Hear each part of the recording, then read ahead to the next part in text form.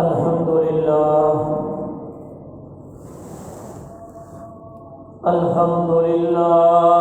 نحمده ونستعينه ونستغفره ونؤمن به ونتوكل عليه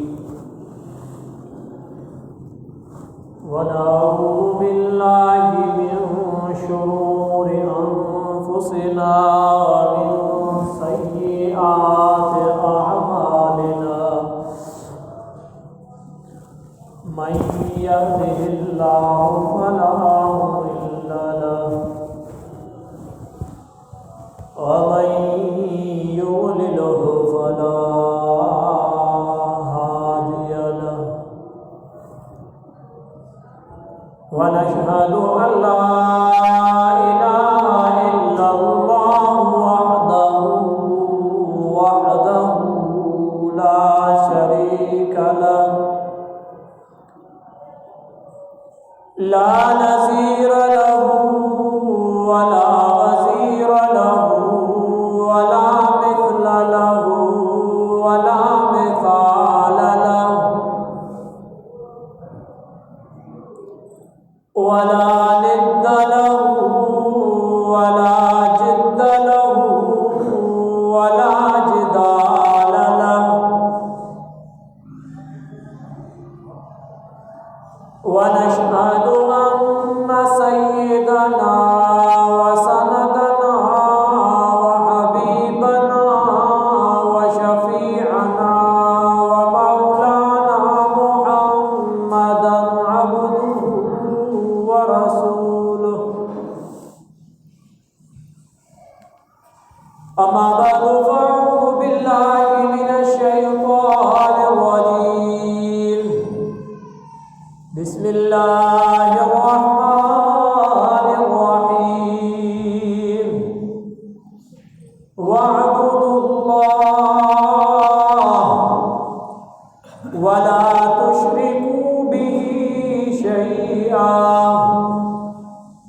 وبالوالدين إحسانا وبذي القربى واليتامى والمساكين والجار ذي القربى والجار الجنب والصاحب بالجنب وابن السبيل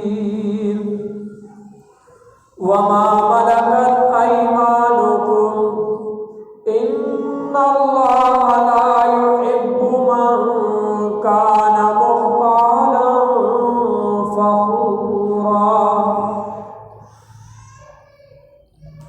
وقال النبي صلى الله عليه وسلم من كان يؤمن بالله واليوم الآخر فليحسن جاره رب اشرح لي صدري ويسر لي أمري واحلل عقدة من لساني يفقهوا قولي رب زدني علما نافعا وعملا كاملا سبحانك لا علم لنا إلا ما علمتنا إنك أنت العليم الحكيم صدق الله وصدق رسوله النبي الكريم ونحن على ذلك لمن الشاهدين والشاكرين والحمد لله رب العالمين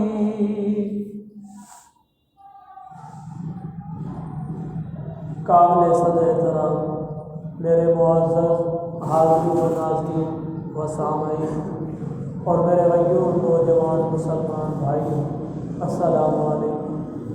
اللہ رب العزت کا کرم مجھے اور آپ کو اللہ رب العزت نے اپنے بارگاہ کے اندر اس بابرکت جمعے کی گھڑی میں آنے کی توفیق عطا فرمائی۔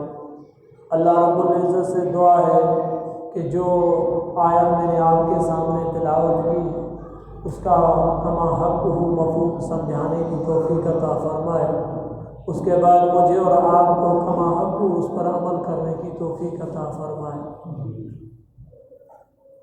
میرے دوستو، آج کل دنیا کے اندر ہر جگہ پر مسئلے مسائل، الجھنیں، شکوے شکایتیں بہت ہی زیادہ ہو چکی ہیں۔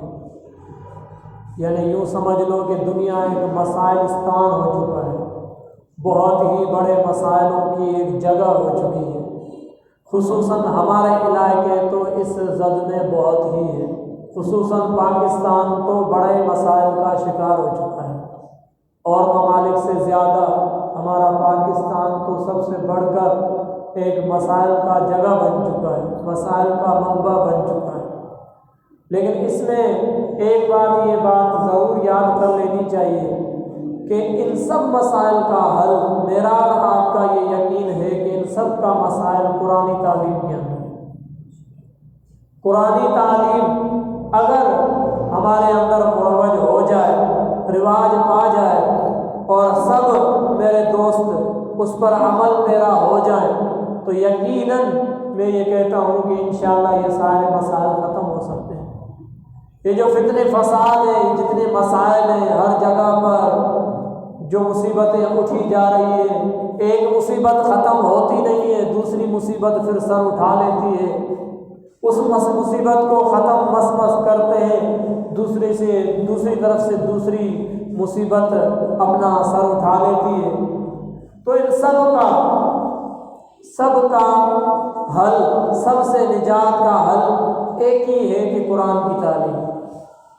قرآن نے جیسا راستہ دکھایا آپ اس راستے پر چل پڑو، ہر ایک کو، انفرادی سطح پر بھی تو اجتماعی سطح پر بھی۔ انفرادی حیثیت سے بھی میں کیا کروں؟ قرآن کی تعلیم کو فالو کروں، قرآن کی تعلیم پر چلوں، تو اجتماعی اعتبار سے بھی، نظامی اعتبار سے بھی، انتظامی اعتبار سے بھی میں اس کے اندر قرآن کی تعلیم اگر داخل کروں تو انشاءاللہ انتظام یا یہ نظام ہے، یہ نظام بھی صحیح ہو جائے گا۔ نظام کے اندر جو خرابیاں ہیں وہ بھی نکل جائیں گی۔ میں نے آیت جو آپ کے سامنے پڑھی، وَاعْبُدُوا اللَّهَ، کہ اللہ رب العزت ارشاد فرماتے ہیں کہ وَاعْبُدُوا اللَّهَ، اے لوگوں کس کی عبادت کرو؟ اللہ رب العزت کی عبادت کرو۔ وَلَا تُشْرِكُوا بِاللَّهِ، اللہ کے ساتھ کسی ایک ذرے کو بھی، ذرے کے برابر بھی شرک نہ کرو۔ شیئا یعنی ایک ذرے کے برابر بھی کسی کو اللہ کے ساتھ شریک نہ کرو۔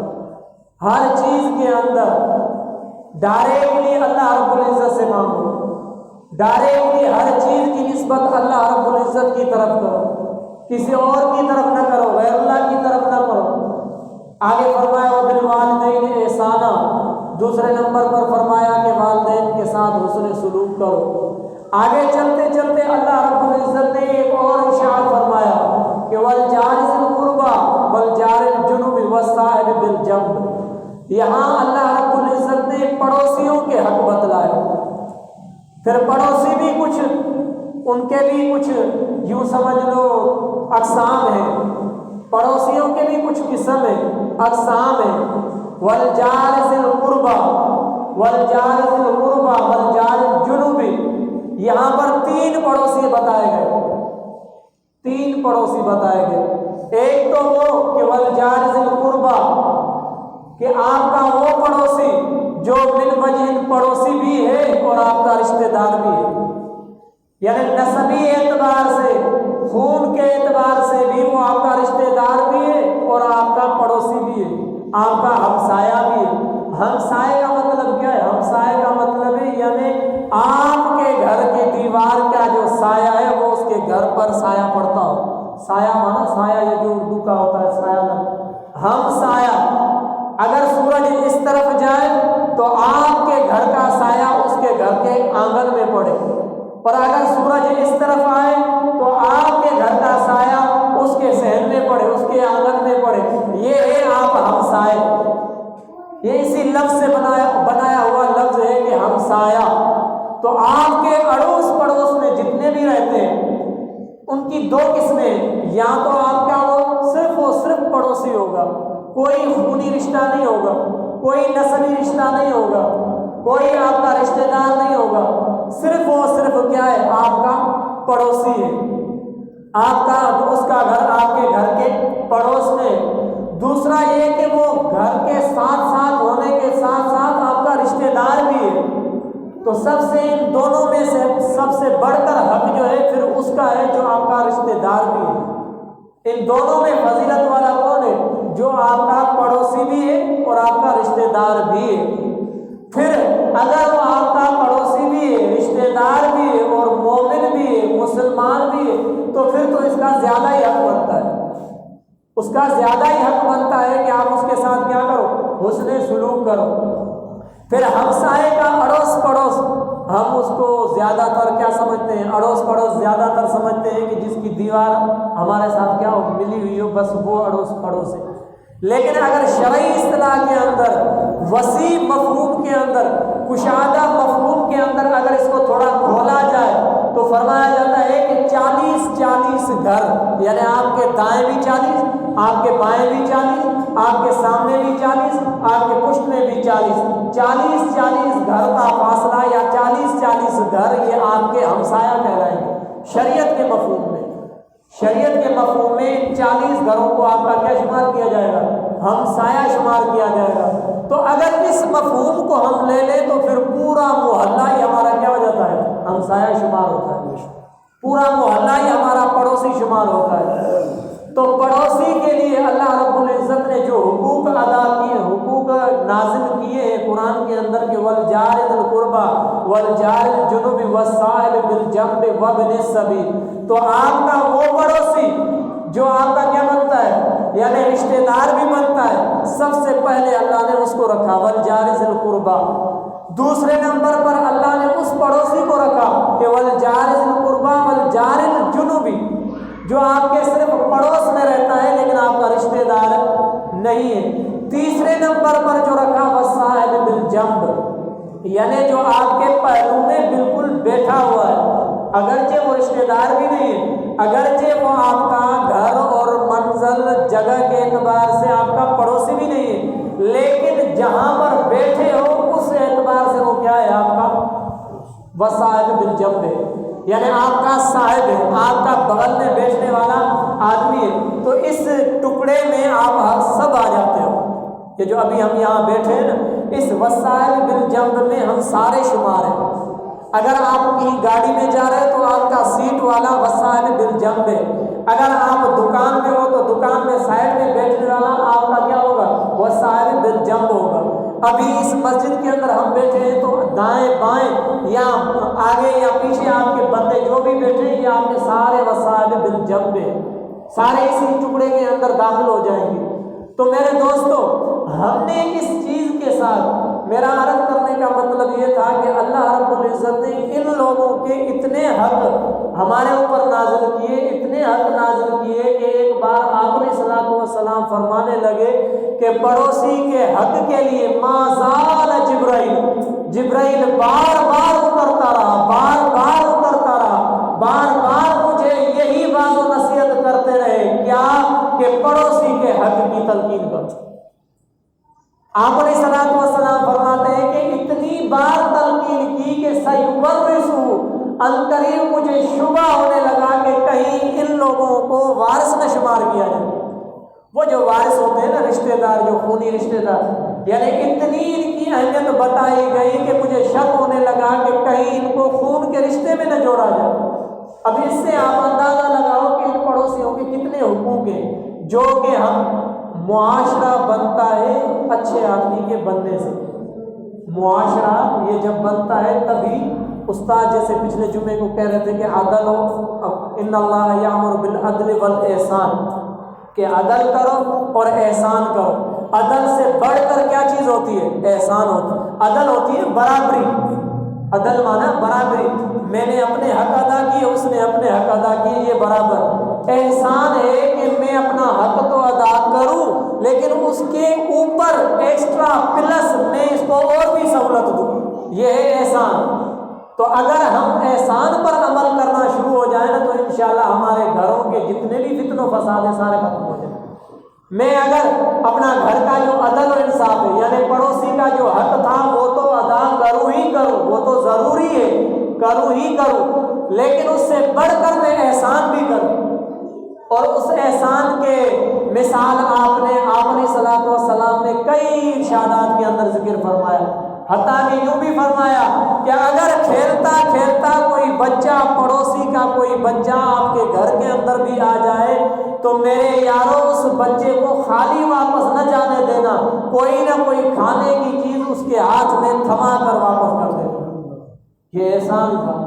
اور ہمارا کو تو اب میں کیا اس پہ تفصیل کروں کہ ہم ہر ایک اپنی گریبان اٹھا کر دیکھ لیں کہ ہم نے کتنا حق ادا کیا ہے، کہ وہ تو دور کی بات ہے، چیز تھمائے تو دور کی بات، اگر بال اتفاق کوئی بچہ پڑوسی کا ہمارے گھر کے اندر آ بھی گیا تو ایک دو چماٹ لگا کر ہی باہر میں واپس بھیج دیں گے کہ چل ادھر کیوں آیا۔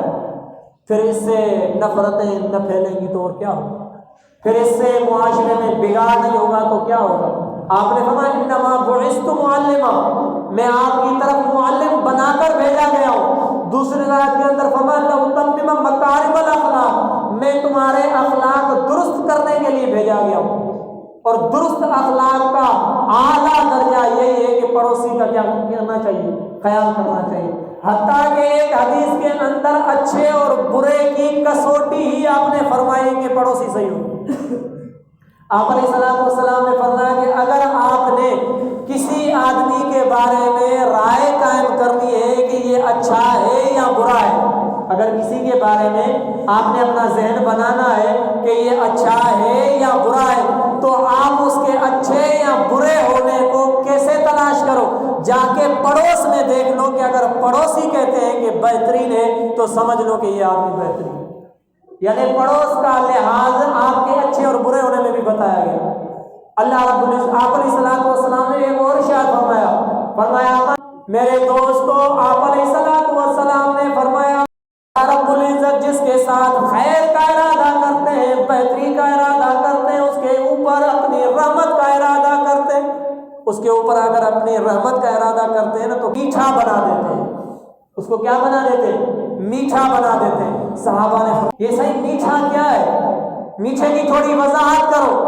آپ علیہ الصلوۃ والسلام نے فرمایا میٹھا یہ ہے کہ اگر وہ پڑوس میں ہوگا تو ہر ایک آدمی پڑوسی اس کی کیا کرے گا، تعریف کرے گا، یعنی اس کی زبان سے کیا ہوگا، محفوظ ہوگا۔ اور ہم کیا ہیں، ہماری زبان سے خدا جانے کہ کوئی ایک بندہ بھی محفوظ ہو، خدا جانے کہ ہماری زبان کے کڑواہٹ سے بھی کوئی کیا ہو، محفوظ ہو۔ اتنی ہم نے کیا کر دی ہے، زبان کڑوی کر دی ہے کہ ہر ایک گلی میں جاتے ہیں تو کہتا ہے کہ کاش اللہ کرے کہ یہ میری طرف نہ آئے، اللہ کرے کہ اس کا سایہ میرے دروازے پر نہ آئے۔ اتنا ہم گھٹیا ہو گئے۔ پھر ہم پڑوس کا کوئی حال ہم نے نہیں پوچھا۔ آپ نے تو یہ فرمایا کہ لیس المؤمن، آپ نے فرمایا لیس المؤمن، وہ مومن ہو ہی نہیں سکتا۔ کون؟ وہ مومن ہو ہی نہیں سکتا جس نے اپنا تو پیٹ بھر کر کھایا لیکن پڑوسی بھوکا تھا۔ اب میں چاہے اس کو کتنے ہی ٹھپے لگاتا رہوں کہ یہ مسلمان ہے، مومن ہے، لیکن یہ مومن نہیں ہے، کیونکہ آپ علیہ الصلوۃ والسلام اس پر مہر لگا چکے۔ فرمایا واللہ لا یؤمن، واللہ لا یؤمن، واللہ لا یؤمن، 3 بار قسم اٹھائی۔ فرمایا واللہ لا یؤمن، واللہ لا یؤمن، قیل من یا رسول اللہ، اصحاب نے عرض کی کہ حضرت آپ کہہ رہے ہو کہ واللہ لا یؤمن، اللہ کی قسم وہ مومن نہیں ہے، مومن نہیں ہے، مومن نہیں ہے۔ من یا رسول اللہ، بتاؤ تو صحیح وہ کون؟ فرمایا المومن، وہ مومن جس مومن نے پیٹ بھر کر کھایا لیکن پڑوسی اس کا بھوکا رہا۔ قسم اٹھا کر کہہ رہا ہوں کہ وہ مومن نہیں ہے۔ جس نے اپنے پڑوسی کا نقصان کیا یا جس نے اپنے پڑوسی کو تکلیف دی وہ مومن نہیں۔ یہ 3 بار آپ نے قسم اٹھائی، میری اور آپ کی قسم تو دور کی بات ہے۔ آپ علیہ الصلوۃ والسلام اگر ایک لفظ بھی کہیں نا تو تب بھی ہمارے لیے کیا ہے، سر آنکھوں پر ہم اس لفظ پر کیا کر دیں، اپنی جان نچھاور کر دیں، لیکن پھر بھی قسم اٹھائی کہ واللہ لا یؤمن، واللہ لا یؤمن، اللہ کی قسم، اللہ کی قسم، اللہ کی قسم، وہ کامل مومن ہو ہی نہیں سکتا جس کا پڑوسی کیا ہو، بھوکا ہو اور یہ پیٹ بھر کر کھائے، یا جس کا پڑوسی اس کی زبان سے محفوظ نہ ہو، اس کی زبان اس پر بھی چلی ہو، یہ کامل مومن ہو ہی نہیں سکتا۔ اگر یہ مثال پوچھنے ہیں آپ نے تو اصحاب سے پوچھو، آپ علیہ الصلوۃ والسلام کی زندگی سے پوچھو کہ انہوں نے اپنے پڑوسیوں کا کیسے خیال کیا۔ فرمایا وابن السبیل، پڑوسی اور وابن السبیل جو مہمان ہے ان کا خیال کیا کرو، ان چیزوں کا خیال کیا کرو۔ من کان یؤمن باللہ والیوم الآخر، من کان یؤمن، جس نے بھی اللہ اور اللہ کے رسول پر ایمان لایا، والیوم الآخر، اور آخرت پر ایمان لایا، پھر اس کو چاہیے کہ فلیحسن جارہ، چاہیے کہ وہ اپنے پڑوسی کے ساتھ کیا کرے، اچھا سلوک کرے، اور فلیکرم ضیفہ، چاہیے کہ وہ اپنی مہمان کی کیا کرے، مہمان نوازی کرے۔ لیکن آپ سچ مجھے بتاؤ کہ آپ اپنا گریبان جھانک کر دیکھو، کون ہے یہاں ایسا کہ جو رات کو سویا ہو کہ یہ سوچ کر سویا ہو کہ کاش کہ پتہ نہیں میرے پاس سائڈ والے گھر کا نے بھی کھایا ہوگا یا نہیں کھایا؟ کوئی ہے کا دکھا؟ مجھے تو نہیں لگتا کہ کوئی سویا ہو یہ سوچ کر کہ پتہ نہیں یار میں نے تو پیٹ بھر کر کھا لیا ہے، سائڈ میں پتہ نہیں کسی نے کھایا ہوگا۔ خدا کی قسم کم سے کم سوچ تو لیا کرو بھلا۔ دینا تو دور کی بات ہے، ہم دیتے تو نہیں ہے، چلو نہیں دو، کتوں کو کھلا دیں گے یا فریزر میں اس کو محفوظ کر لیں گے، سیو کر لیں گے، 4-5 دن تک کھاتے رہیں گے، پڑوسی کو نہیں دیں گے۔ لیکن کم سے کم بھلا اتنا سوچ کر تو سویا کرو کہ یا دعا کر کے تو سویا کرو کہ اللہ جتنا آپ نے میرے کو کھلایا میرے پڑوسی کو بھی کھلا۔ ہاں مانتا ہوں کہ کچھ پڑوسی ایسے بھی ہوتے ہیں کہ جن کا چہرہ دیکھنے کو بھی قابل نہیں ہوتا، یعنی اتنے وہ کیا ہوتے ہیں، اتنے وہ بھی خبیث ہوتے ہیں کہ ان پر اگر کوئی یعنی اچھائی کی جائے تو وہ اچھائی ہمیں ہضم بھی نہیں ہوتی، اچھائی بھی نہیں لگتی۔ وہ پڑوسی بھی کچھ ایسے ہوتے ہیں، لیکن آپ للہ فی اللہ اللہ کی خاطر کر لیا کرو، اللہ کی خاطر کر لیا کرو، کیونکہ ایک تو آپ کا معاشرہ اچھا ہوگا، اس میں آپ کی جتنی نفرتیں وہ ساری ختم ہو جائیں گی، آپ کا معاشرہ ایک منظم ہو جائے گا، اللہ کی رحمتیں آپ پر برسیں گی، اللہ آپ پر اپنی رحمتیں برسائے گا۔ اصحاب سے پوچھو کہ میں اپنے گھر میں نہ ہوتے ہوئے بھی کسی مہمان کو خالی نہیں چھوڑتے تھے۔ مشہور واقعہ آپ سن چکے ہو کہ ایک صحابی اپنے گھر کے کیا لاتا ہے، مہمان لاتا ہے، لیکن گھر کے اندر کوئی چیز موجود نہیں ہے۔ بیوی کو جا کر کان میں کہہ دیا کہ بیگم صاحبہ ایک ہی جو روٹی ہے، جو ایک ہی آدمی کا کھانا ہے، ہم دونوں کیا کر لیتے تھے، 50-50 کر کے کھا لیتے تھے، آج میں مہمان لایا ہوں لہٰذا مہمان کے ساتھ کھانا بھی ضروری ہے۔ آپ ایسے کرنا کہ دسترخوان پر سامان تو رکھ دینا، لیکن یہ جو دیا ہے نا، یہ جو بلب ہے، یہ بلب کیا کر دینا، بند کر دینا، تاکہ میں بس چپ رہوں گا، وہ سمجھے کہ میں اس کے ساتھ کھا رہا ہوں، بس ہمارا مہمان بھوکا نہ رہے، مہمان پیٹ بھر کر کھا لے، وہ کھا لے، باقی میں بھوکا رہوں تو بھوکا رہوں۔ آج میں نے اپنے لیے سوچا ہے، اوروں کے لیے سوچا ہی نہیں، تو تبھی تو ہم برباد ہو رہے ہیں۔ آپ اپنے لیے نہ سوچو، اوروں کے لیے سوچو، اللہ آپ کے مسائل خود بخود حل کر دے گا، خود بخود حل کر دے گا۔ آپ علیہ الصلوۃ والسلام نے کھڑے ہو کر اعلان کیا، یارو جان نثارو، اگر تمہارے پاس کسی کے گھر کے اندر کوئی جگہ ہے مہمان ٹھہرانے کی تو کھڑا ہو جائے، رات کے مسکن کی ضرورت ہے، رات کے کھانے کی ضرورت ہے، رات کا راشن بھی چاہیے، رات کا ایک ٹکڑا کھانا کھانے کا بھی چاہیے، تو بستر بھی چاہیے، کوئی ہے تیار تو کھڑا ہو جائے۔ اب سارے اصحاب بیچارے بیٹھے تھے، لیکن غربت کا یہ عالم تھا کہ کوئی کھڑا ہی نہ ہوا، کوئی کھڑا ہی نہ ہوا۔ ایک حضرت سلمان فارسی رضی اللہ تعالیٰ کھڑے ہو گئے۔ آپ نے پوچھا سلمان بتا کہ تیرے گھر پہ کچھ ہے؟ فرمایا اللہ کے رسول کا نام ہے، باقی کوئی چیز موجود نہیں۔ ہاں اللہ پر بھروسہ رکھ کر کہتا ہوں کہ مہمان کس کا، محبوب خدا کا، اللہ ضرور مدد کرے گا، اللہ میری ضرور مدد کرے گا۔ اسی بھروسے پر آج اس مہمان کو میں لے کے جا رہا ہوں اپنے گھر پر، اس کا وہاں ہی ٹھکانہ کروں گا، کھانا بھی اس کا وہیں پر ہی کروں گا۔ جب لے گئے رات والا وقت، جب وقت ہوا تو ظاہر بات ہے مہمان کو تو کچھ کھلانا ہے، اڑوس پڑوس میں نکلے، پہلا دروازہ کھٹکھٹایا، جواب آیا من دقل باب، کون ہے دروازہ کھٹکھٹانے والا؟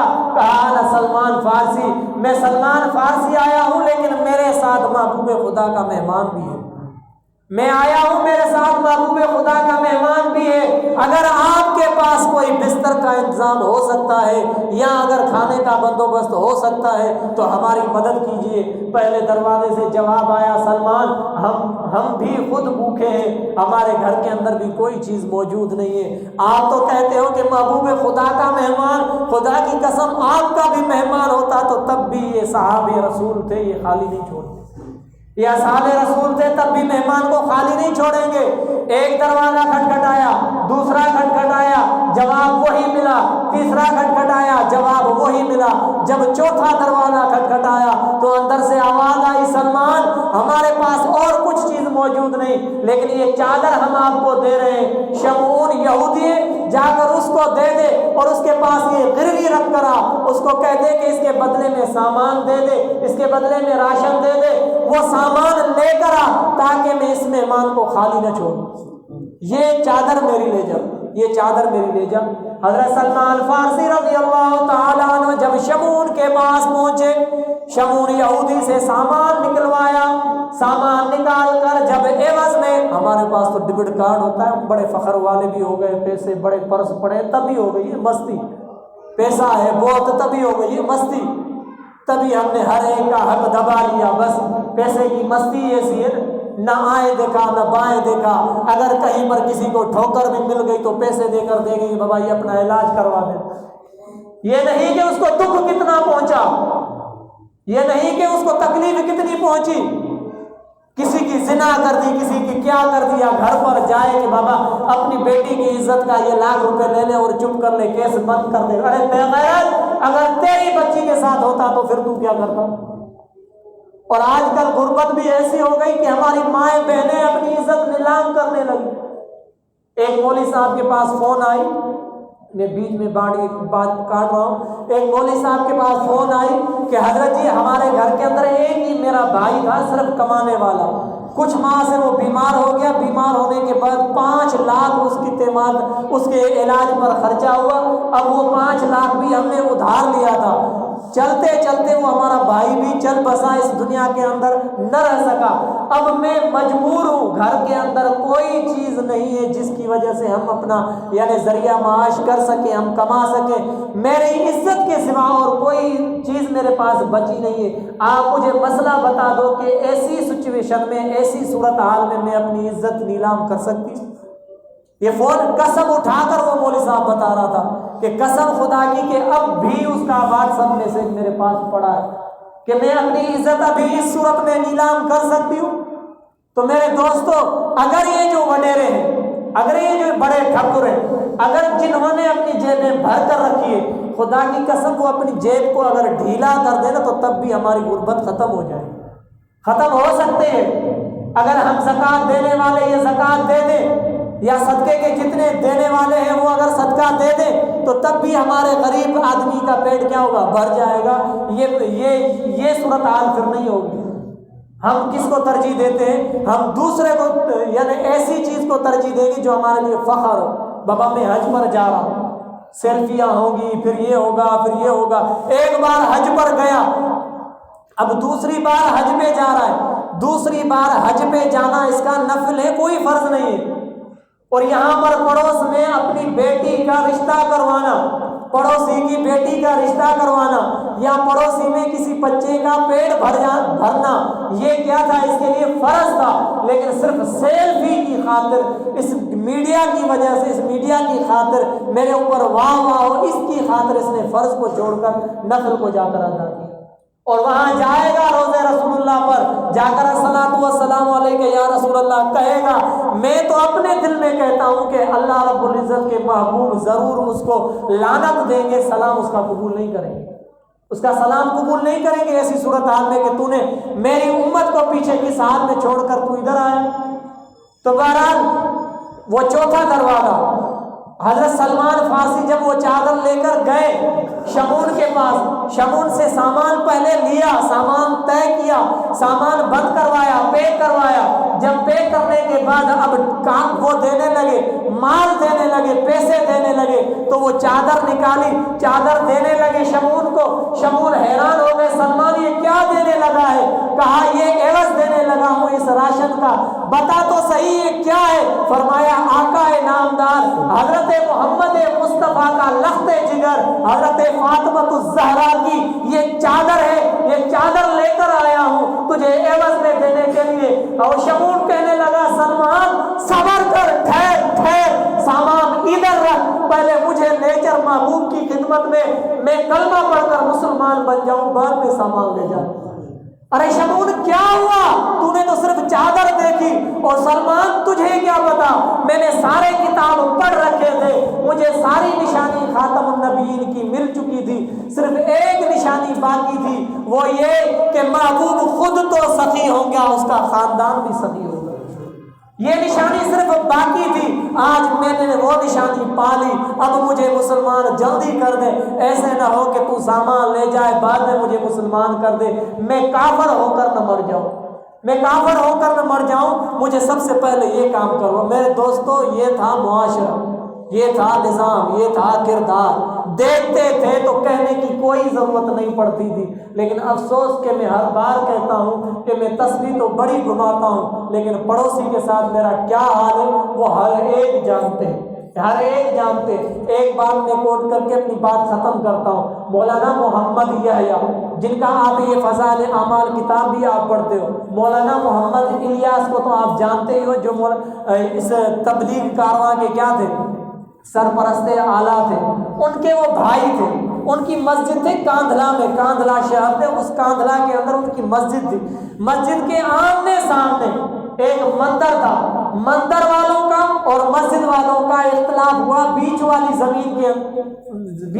زمین کے متعلق، مسلمان کہنے لگے کہ یہ زمین ہے مسجد کی، مندر والے کہنے لگے کہ یہ زمین ہے کس کی، مندر کی، اختلاف ہوا، اس وقت کورٹ تھی انگریز کی، یہ فیصلہ گیا کورٹ کی، انگریز کی کورٹ میں، انگریز کی کورٹ میں فیصلہ گیا، 2-3 سنوائیاں چلی، آخر بالآخر مندر والوں نے کہا کہ ہم کیا کرتے ہیں کہ مسلمانوں کا جو امام ہے محمد یحییٰ آپ اس کو منگوا لو، اگر وہ صرف اپنی زبان سے کہہ دے کہ یہ زمین اس مسجد کی ہے تو تب بھی ہمارا اس مولوی پر کیا ہے، اعتماد ہے، ہم کیا کر لیں گے، ہم نے اپنا فیصلہ چھوڑ دیا۔ افسوس کی بات یہ ہے کہ میرے اوپر تو اپنے مسلمان بھی وہ اعتماد نہیں کرتے تو کافر کیا کریں گے، میرے اوپر مسلمان تو دور کی بات ہے، 4-5 جو میرے پیچھے نمازی جو پڑھتے ہیں ان کا بھی میرے اوپر اعتماد نہیں ہوتا، میں یعنی مصلی پر کھڑے ہونے والے امام کی میں بات کر رہا ہوں، اس پر ان 2-4 آدمیوں کا اعتماد نہیں ہوتا،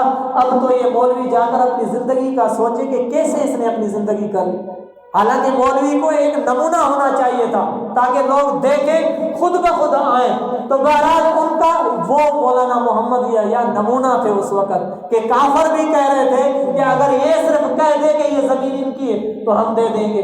بہرحال چٹ بھیجی، جج نے چٹ بھیجی، ایک ورقہ بھیجا کہ ورقے کے اوپر ہی مولانا محمد یحییٰ نے واپس جواب دیا کہ میں نے قسم کھائی ہے کہ انگریز گورے کی شکل میں نہیں دیکھوں گا، میں نے قسم کھائی ہے کہ میں انگریز اس گورے کی شکل نہیں دیکھوں گا، جو اللہ کا نافرمان ہو، میرے محبوب کا نافرمان ہو، میں اس کی کبھی شکل نہیں دیکھوں گا۔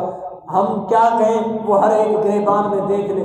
بہرحال جج نے واپس دوبارہ پیغام بھیجا کہ آپ ایسے کرو کہ آپ آ جاؤ کورٹ کے اندر، منہ صرف اس دروازے کی طرف منہ کر کے بیان دے دو تاکہ مسئلہ کیا ہو جائے، حل ہو جائے۔